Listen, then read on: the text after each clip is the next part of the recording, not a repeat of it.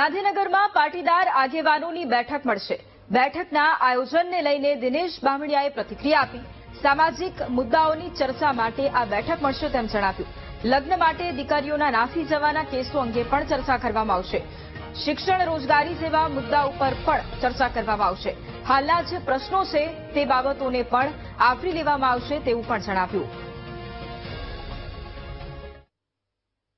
સામાજિક લેવલે અને નીચે લેવલે જે મુશ્કેલીઓ પડી રહી છે તેને લઈને મિટિંગનું આયોજન કરવામાં આવ્યું છે, જેમાં દીકરીઓની ભાગી જવાના પ્રશ્નો બહુ બની રહ્યા છે। ત્યારે દરેક સમાજ માટે સરકાર માતા પિતાની સહી ફરજિયાત કરે એવો કાયદો બનાવે અને એના માટે તથા વ્યાજમાં કે ખોટી રીતે ઓનલાઈન ગેમિંગમાં જે દીકરીઓને ફસાવવામાં આવે છે તેને લઈને એક ચિંતનનું આયોજન છે, કોઈ આંદોલનનું આયોજન નથી।